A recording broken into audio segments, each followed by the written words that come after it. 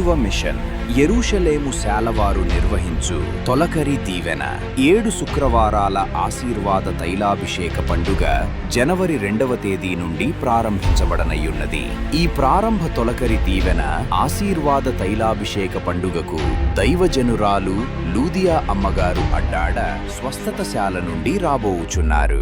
చక్కటి దైవ సందేశం అందించి రోగుల కొరకు, గర్భఫలం లేని వారి కొరకు, కుటుంబాలలో సమాధానం కొరకు ప్రత్యేక ప్రార్థనలు చేసి ప్రశస్త తైలములతో అభిషేకము మరియు ఆశీర్వదించిన అంజూర ఫలమును అందించనయ్యున్నారు. ఇన్నేళ్లు దీవెన లేని నీవు ఇక ఇల్లు కట్టలేనని, పిల్లలకు పెళ్లి చెయ్యలేనని, ఉద్యోగం ఇక రానే రాదు అని, రోగం తగ్గదు అని, ఇక పిల్లలు పుట్టరని దిగులుతో, భయముతో నీవున్నావేమో. అందుకే ప్రభు అంటున్నారు, భయపడకుము, పేరు పెట్టి నిన్ను పిలిచియున్నాను, నీవు నా సొత్తు అని. కొత్త సంవత్సరంలో కొత్త ఆశీర్వాదాలతో, తొలకరి దీవెనలతో నిన్ను నింపి భయములను తొలగించాలని ప్రభువు నిన్ను జ్ఞాపకము చేసుకుని పిలుచుచున్నారు. రండి, మీ ఆశీర్వాదాల కొరకే ఈ తొలకరి దీవెన 7 వారాల ఆశీర్వాద తైలాభిషేక పండుగ జనవరి 2వ తేదీ శుక్రవారం ఉదయం 8 గంటల నుండి జరుగనయ్యున్నది. స్థలం యెరూషలేము స్వస్థతశాల, మాచర్ల మెయిన్ రోడ్, నడికుడి, దాచేపల్లి మండలం, పల్నాడు జిల్లా. ప్రేమతో ఆహ్వానించువారు అభిషిక్తులు, స్వస్థత, ప్రవచన వరములు కలిగిన యవ్వన దైవజనులు ప్రభు కిరణ్ అన్నగారు. తొలకరి దీవెన 7 వారాల ఆశీర్వాద తైలాభిషేకం ఈ స్థలంలో జరుగుతూ ఉన్నది. ఆ రోజున నేను వస్తాను ఇక్కడికి, చాలాసేపు మీతో మాట్లాడతాను, చాలాసేపు మీ సమస్యలు వింటాను. మీ సమస్యలు విని మీ నిమిత్తం ప్రార్థన చేయాలని దేవుడు కృప చూపిస్తున్నారు. మీరు, మీ కుటుంబాలు, మీరు, మీ స్నేహితులు, మీరు, మీ పిల్లలు అందరూ కలిసి రండి, దైవ దీవెనలు పొందండి. ప్రార్థన అనంతరం ఆశీర్వాద విందు కలదు.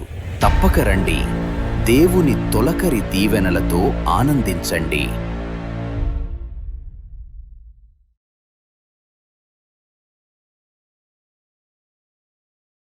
జనవరి 29వ తేదీ గురువారం ఉదయం 8 గంటల నుండి జరుగును.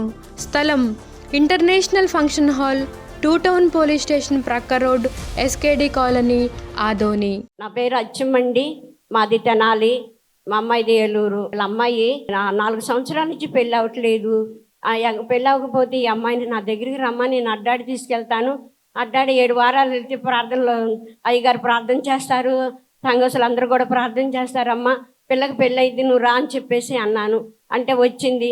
నాతో పాటుగా మహాతైలాభిషేకానికి మరి వచ్చినప్పుడు 7 వారాలు వచ్చాము. 7 వారాలు వచ్చినప్పుడు 7వ వారంలోనే మరి బిడ్డకి పెళ్ళి అయ్యింది. రూపాయి ఖర్చు లేదు, రూపాయి ఆ అమ్మాయి దగ్గర ఏమీ లేదు. భర్త చనిపోయాడు తాగి ఒక్క రూపాయి కూడా లేదు. 10 మందికి ఆ భోజనం పెడతానికి కూడా ఆ రోజు లేదు. లేకపోయినప్పటికి కూడా దేవుడు ఎంతో మహిమార్థంగా ఆ బిడ్డకి పెళ్లి జరిగించాడు. ఆ చిన్న సాక్ష్యాన్ని ముగించుకుంటున్నాను.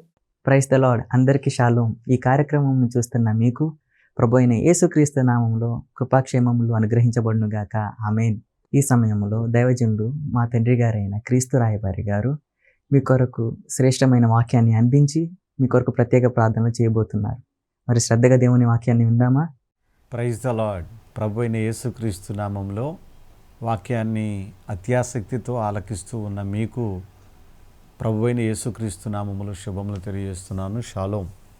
మీలో ప్రతి వాళ్ళు కూడా జీవితంలో ఆలోచనలు చేస్తూ ఉంటారు.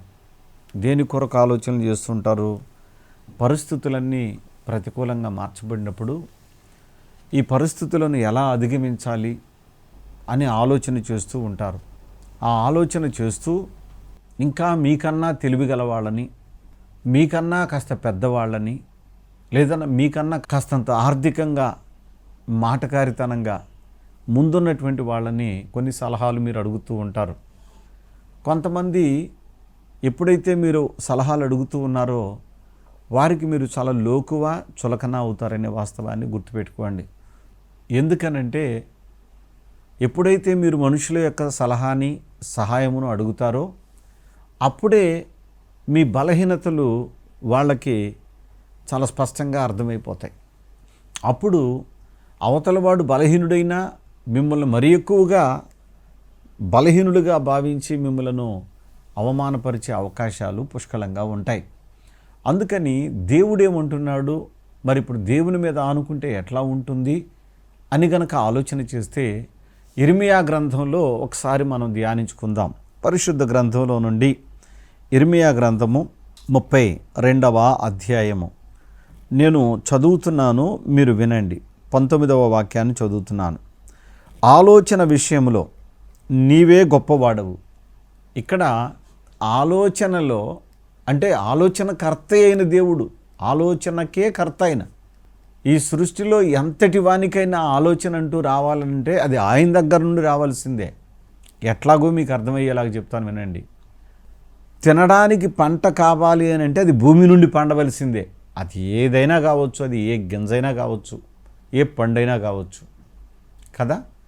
అలాగుననే ఏ మానవుడికైనా కడుపు నిండడానికి భూమి నుండి వచ్చిన పంట ఎంత ముఖ్యమైనదో, ఎంత ప్రాముఖ్యమైనదో ఈ సృష్టిలో మేధావులు అనుకునేవాళ్ళు, తెలివిగల వాళ్ళు అనుకునే వాళ్ళు అందరూ కూడా దేవుని యొద్ద నుండి రావాల్సిందే ఆలోచన. గుర్తుపెట్టుకోండి. కాబట్టి ఇప్పుడు మీరు మనుషుల మీద ఆధారపడటం కన్నా అసలు ఆలోచనకర్త అయిన దేవుని మీద ఆధారపడితే ఎంత బాగుండు కదా. మీకు ఇప్పుడు అర్థమవుతుందా విషయం? అంటే ఇప్పుడు మనుషుల మీద ఆనుకోవడం కాకుండా నేరుగా దేవుని మీదే ఆనుకుంటే ఎంత బాగుండు అని మాట్లాడుతున్నాను. ఎందుకని? ఆలోచన విషయంలో గొప్ప వాళ్ళు ఎవరైనా ఉన్నారంటే అది దేవుడే. కాబట్టి దేవుని పాదాల దగ్గర మీరు ప్రార్థన చేయటం నేర్చుకోండి. ఇప్పటి వరకు కాస్తంత పైకి రావడం కోసం, పిల్లలకు పెళ్లి చేయడం కోసం, వాళ్ళని చదివించడం కోసం, చదువుకున్న పిల్లలు ఉద్యోగాల కోసం, ఇట్లా రకరకాల విషయాలలో, ఒక ఇల్లు కట్టుకునే విషయంలో వేరొకరిని ఆలోచన చేస్తూ ఉంటారు, వేరొకరి మీద ఆధారపడుతుంటారు. అయితే ఇక్కడ దేవుడు ఏమంటున్నాడనంటే, గొప్పవాడైన దేవుడు నీవు గనుక ఆయన్ని అడిగితే నీకు సహాయము చేయాలని ఆయన ఈరోజు నీకోసం సిద్ధంగా ఉన్నాడు. ఈరోజు ఇప్పటి వరకు మీరు మనుషులను అడిగారు కదా, ఒక్కసారి దేవుడిని అడిగి చూడండి, ప్రార్థన చేయండి. ఆలోచన విషయంలో నీవే గొప్పవాడవు అని చెప్పిన తరువాత క్రియలు జరిగించు విషయంలో శక్తి సంపన్నుడవు అని వ్రాయబడి ఉంది అక్కడ. ఒకటి ఆలోచన ఇచ్చి ఆ ఆలోచన సక్సెస్ అయ్యేటట్లు, అంటే ఆ క్రియ విజయవంతంగా జరిగేటట్లు, ఆ కార్యము సఫలమయ్యేటట్లు. చూసారా ఎంత లోతైన విషయం? కేవలం ఒక్క లైను మాట ఎంత గొప్ప అర్థాన్ని చూపిస్తుందండి మానవ జాతికి, ఎంత అద్భుతమైన సందేశాన్ని ఇస్తుందండి ఈ రోజున మీ వినికిడికి. క్రియల విషయంలో నీవు శక్తి సంపన్నుడవు అని అన్నాడు ఇక్కడ. ఏమిటి ఆయన గొప్పతనం అంటే మీకు అర్థం కావడం కోసం ఒక్క మాటలో చెప్తా. ఏమిటదనంటే, కేవలం తను ఎవరినైతే నా జనులు అని చెప్పాడో దేవుడు, ఆ జనుల క్షేమము కోసం నదులను రక్తపు టేరులుగా మార్చాడు, సముద్రాన్ని 2 పాయలుగా చీల్చాడు. ఇవి భూమి మీద జరిగిన కార్యాలైతే ఆకాశము నుండి మన్నాను కురిపించి తన ప్రజలకు లోటు లేకుండా పోషించాడు. ఇది మన దేవునిలో ఉన్న గొప్పతనం. మీకు అర్థమవుతుందా? ఇప్పుడు కార్యము విషయంలో శక్తి సంపన్నుడు. ఒక పిల్ల కాలువకి వెళుతున్న ఆ పిల్ల కాలువకి సిమెంటు, ఇసుక, కంకర ఇవన్నీ కలిపి వేస్తే కూడా ఆగదు, ఒక్కోసారి కొట్టుకుపోతూ ఉంటుంది. ఎర్ర సముద్రానికి ఏమీ వేయలే ఆయన, చుట్టూ గోడలు కట్ల, నీళ్ళే రాసుల వలె నిలబడిపోయినాయట. అర్థమవుతుందా? అంటే క్రియల విషయంలో ఇప్పుడు మన దేవుడు ఎవరు? శక్తి, ఆ శక్తిలో సంపన్నుడు. అంత గొప్ప దేవుణ్ణి ఈరోజు మీరు ఆరాధిస్తున్నారండి. అందుకని ఇక్కడ అంటాడు, గుర్తుపెట్టుకోండి, ఈరోజు మీ జీవితంలో ఏ కష్టాన్ని బట్టి కృంగిపోతూ ఇంకేమిటో మా జీవితం, ఇంకేమిటో మా పరిస్థితులు, ఎట్లా ఉంటాయో రాబోయే రోజులు అని మీరు ఆందోళన చెందుతున్నారేమో.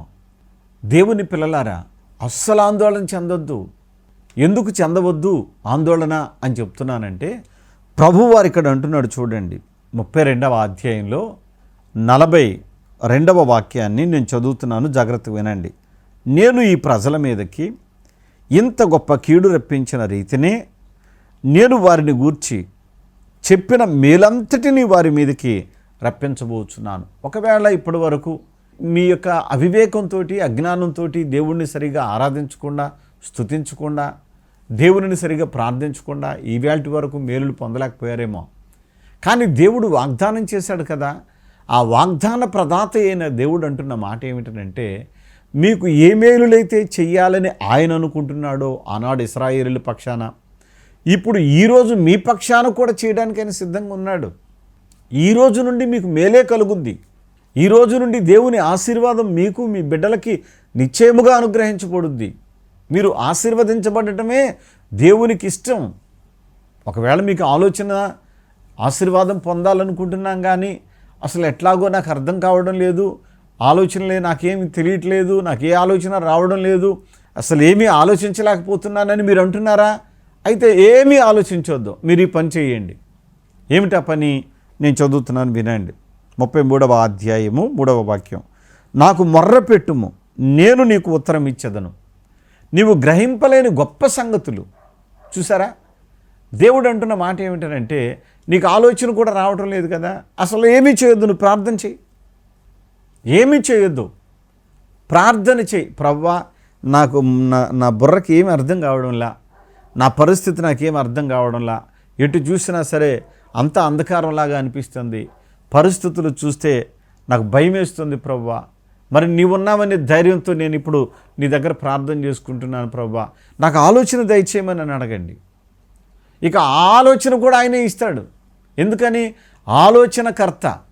అంతేకాదండోయ్, ఆయన నిత్యుడగు తండ్రి, అంటే మీతో ఎల్లప్పుడూ ఉండే తండ్రి, మీకోసం ఎల్లప్పుడూ ఉండే తండ్రి. తండ్రి ఏం చేస్తాడు? నడిచినంతసేపు చేయి పట్టుకుని నడిపిస్తాడు, నడవలేనప్పుడు ఎత్తి సంకన పెట్టుకుంటాడు, ఇంకా ఇది కాదులు అనుకుంటే ముద్దొస్తే భుజాల మీద ఎక్కించుకుంటాడు. దేవుడు కూడా అంతే. భూమి మీద తండ్రుల కన్నా మించిన మంచి తండ్రి మన తండ్రి. భూమి మీద ఉన్న ఈ తండ్రి కన్నా ఆత్మ సంబంధమైనటువంటి పరలోకపు తండ్రి, మన జననమునకు కారకుడైన దేవుడు, ఆయన నీ తండ్రి అయి ఉన్నాడు. మీరు ఈ విషయాన్ని మర్చిపోతే ఎట్లా? మర్చిపోయి అంతరంగంలో ఆందోళన చెంది, కుటుంబంలో అందరి మీద చికాకు పడిపోయి, చిరాకుగా వ్యవహరించి, చేతిలో ఉన్న వస్తువులు పగలగొట్టుకొని, ఇంట్లో ఉన్న వస్తువులు పగలగొట్టుకొని, ఒక్కొక్కసారి ఏం చేయాలో అర్థం కాని పరిస్థితుల్లో మీరు ఉంటున్నారా? భార్యను నిందించుకుంటూ భర్తను నిందించుకుంటూ, భార్య భర్తలు ఇద్దరు కలిసి బిడ్డలను నిందించుకోవడం, బిడ్డలేమో తల్లిదండ్రులు నిందించుకోవడం. ఇది కాదు మన పని. ఆలోచన లేకపోతే కళ్ళ ముందున్నవంతా కంపరం పుట్టిస్తాయి. అందుకని ఆలోచనకర్త అయిన దేవుడు ఇక్కడ అంటున్న మాట చూడండి, చాలా జాగ్రత్తగా వినాలి. ఎప్పుడైతే మీరు ప్రార్థన చేస్తారో, ఈ 32వ అధ్యాయంలో నేను చదువుతున్నాను, మీరు వినండి. 19వ వాక్యం.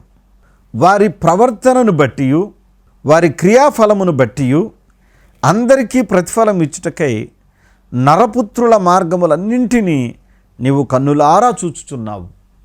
వారి క్రియలను బట్టి ప్రతిఫలం ఇస్తాడు. నేను అంటాను, మీరు ప్రార్థన అనే ఒక క్రియ చేయండి. చాలా సమస్యల్లో ఉన్నారు కదండి మీరు. ప్రవ్వా, నిజమే, నేను చదువుకున్నాను కానీ ఉద్యోగం సంపాదించే తెలివి నా దగ్గర లేదే, ఎక్కడికి వెళ్ళా నేను ఫెయిల్ అవుతున్నాను ప్రవ్వా, ఇంటర్వ్యూస్లో, రిటర్న్ టెస్ట్లలో పోతున్నాను ప్రవ్వా, నన్ను కృపలో జ్ఞాపకం చేసుకొని అయినా అని ఆయనకు ప్రార్థన చేయి. ప్రభా, ఎన్నో సంబంధాలు చూస్తున్నాం కానీ వివాహం సెట్ అవ్వడం లేదయ్యా అని ఆయనకి ప్రార్థన చేయి.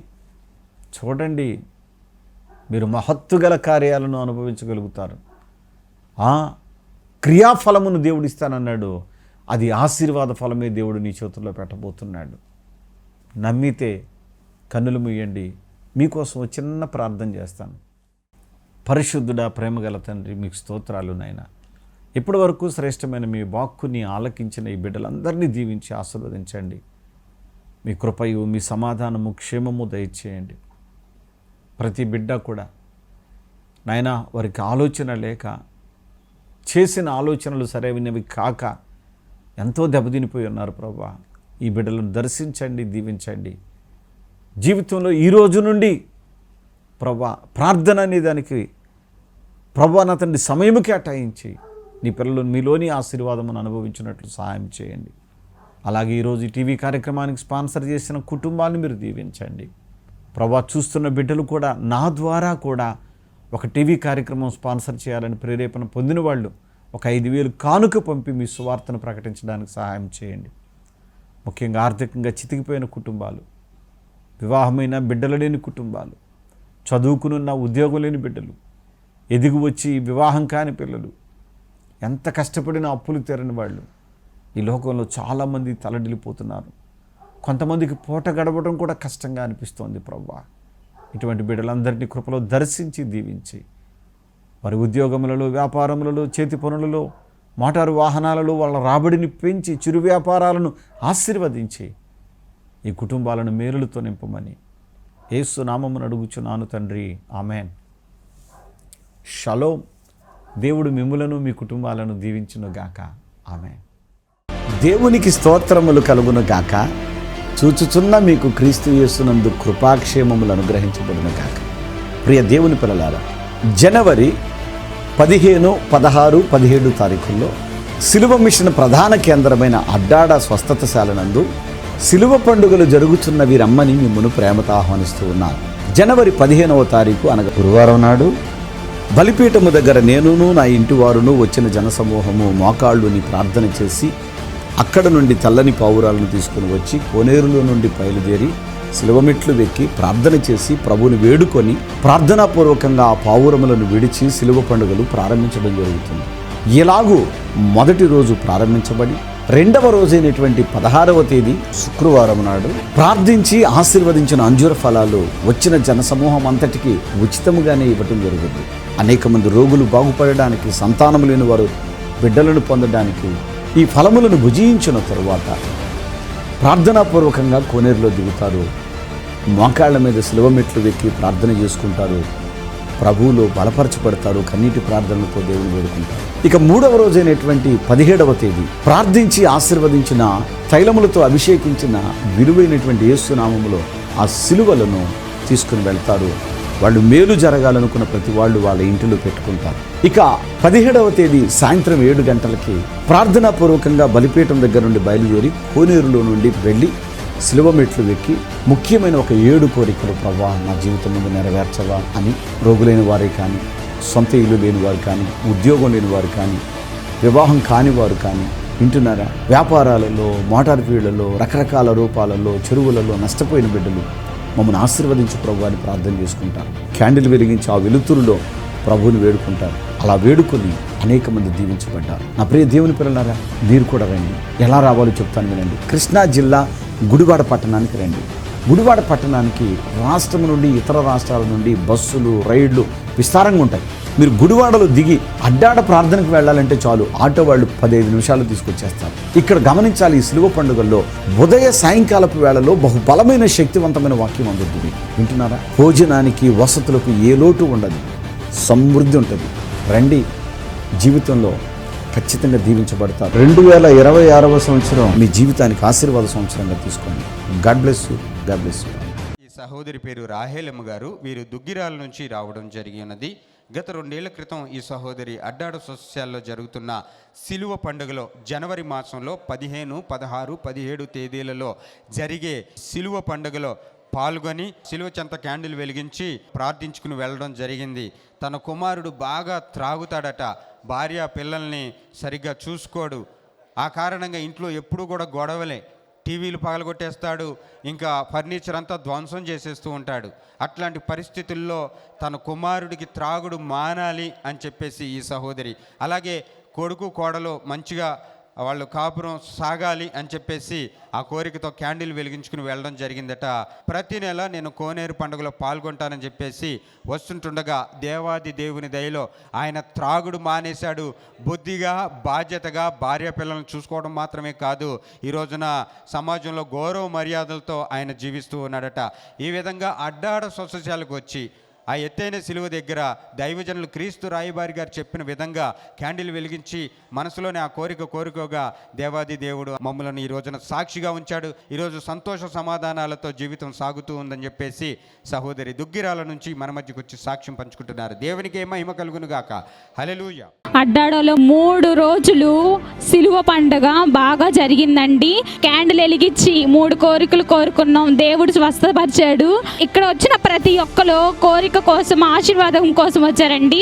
వచ్చేసారి కూడా వచ్చే పండుగ కూడా ఇంకా గ్రాండ్గా జరిగిద్దని దేవుడి పేటన అడుగుచున్నాం తండ్రి. మాది చిత్తూరు జిల్లా. ప్రతి సంవత్సరము ఇక్కడ జరుగుతున్నటువంటి సిలువ పండుగలకు మేము వస్తున్నాము. ఇక్కడ ఏదైనా మీరు 3 కోరికలు కోరుకొని ఇక క్యాండిల్స్ వెలిగించినప్పుడు దేవుడు తప్పకుండా ఆ కోరికలు నెరవేరుస్తున్నాడని అందరికీ తెలియజేయడం అయింది. ఇక్కడ మీరు కూడా అనేకమైన కోరికలు కోరుకొని ఇక్కడ వచ్చి క్యాండిల్స్ వెలిగించుకొని దీవించబడాలని మా కోరిక. సిలువ మిషన్ వారిచే నిర్వహించబడుచున్న ఆదివారపు సంఘ ఆరాధన జరుగు స్థలముల వివరములు. అడ్డాడలో ప్రతి ఆదివారం ఉదయం 10 గంటల నుండి జరుగును. స్థలం సిలువ మిషన్ స్వస్థతశాల, గుడివాడ పామర్రు మధ్యలో అడ్డాడ. గుంటూరులో ప్రతి ఆదివారం సాయంత్రం 4 గంటల నుండి జరుగును. స్థలం LEM high school ground, LADS centre, Brodipet, Guntur. కర్నూలులో ప్రతి ఆదివారం ఉదయం 11 గంటల నుండి జరుగును. స్థలం YMCA గ్రౌండ్, రాజ్ థియేటర్ ఎదురుగా, RS రోడ్, కర్నూలు. నడికుడిలో ప్రతి ఆదివారం ఉదయం 11 గంటల నుండి జరుగును. స్థలం యెరూషలేము శాల, మాచెర్ల మెయిన్ రోడ్, నడికుడి, దాచేపల్లి మండలం, పల్నాడు. వాక్యాన్ని విన్నారు కదూ. మీరు ఈ వాక్యం వినడం, మీ ప్రార్థన అవసరతలు తెలియచేయుటకు మరియు మీ కానుకలు పంపించుటకు మా చిరునామా క్రీస్తు రాయబారి N. శ్రీనివాసరావు, సిలువ మిషన్ స్వస్థతశాల, అడ్డాడ, పామరు మండలం, కృష్ణా జిల్లా. Pin code 521390.